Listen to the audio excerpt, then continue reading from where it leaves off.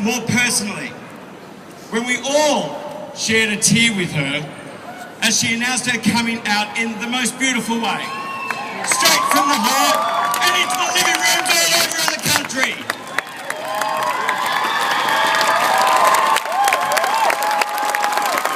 She did it because she feels it's time for equality now, and that adding her voice to our fight might just help. Darling, it has. It is with great honour and much excitement that I ask up to the stage to hear a few words from the much-loved Magda Szubanski.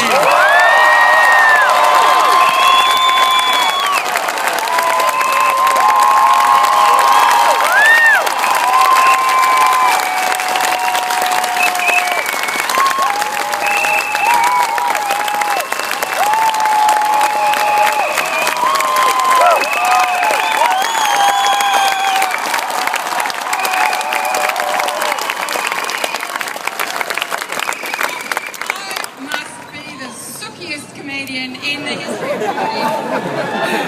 Thank you, I love you too. Thank you for that beautiful welcome. So there's a fair few of us here today, but of course there are a great many of us who aren't here, either because they can't be for various reasons, or because they're too afraid to be at such a publicly gay gathering.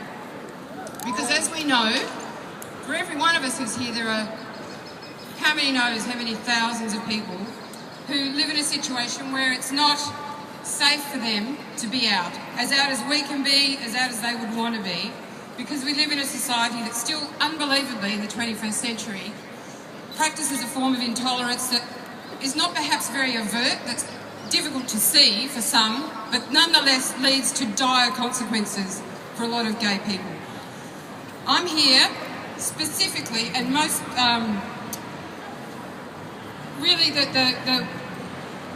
all of this is because we all care deeply about what's happening with gay youth, and we all worry for them. And I know that through my growing up, had I had role models like me, and had I had the president...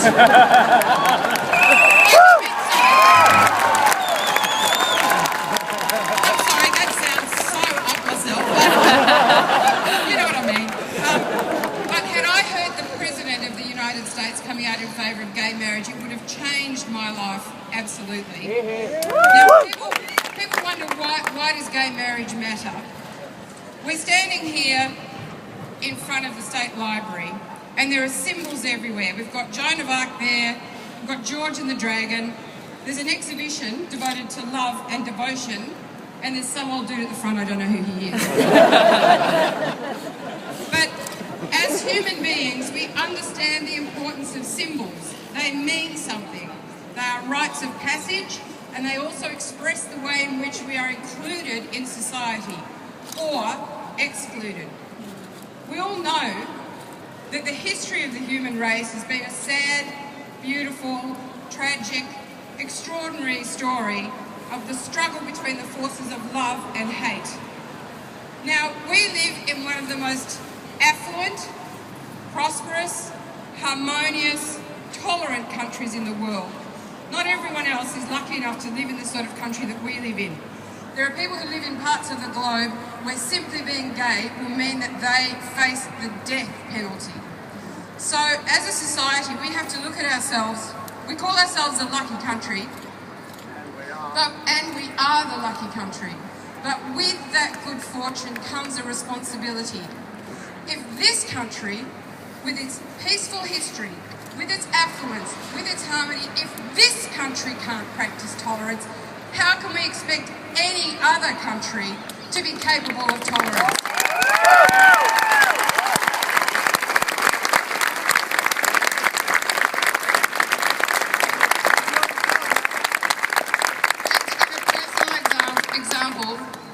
My old mum, who's 88, old Scots-Irish woman, she would be here today except she's in hospital, but she sends her love to all of us and says, more power to the lot of you.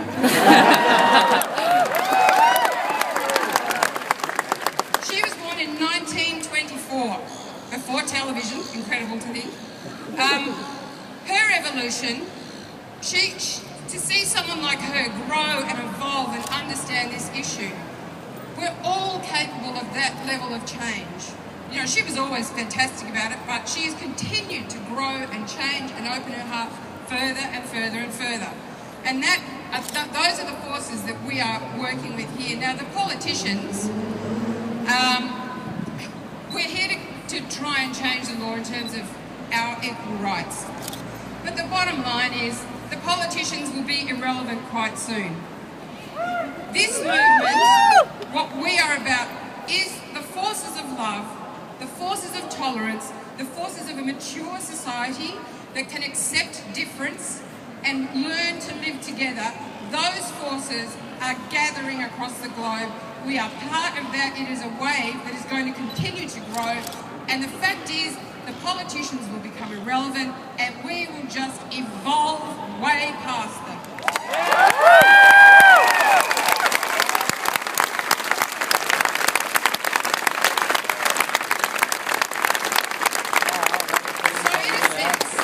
Really, irrespective of what happens, we know amongst all of ourselves the strong communities that we're building, the strong bonds, the forces of love, the forces of acceptance, and that's really what matters. Whether or not it gets through, they'll be gone in a couple of elections' time. But what we have to do is to continue to feel that we have a right to be here, that we deserve these rights, whether or not we're given them, that we deserve these rights, that we will fight for them.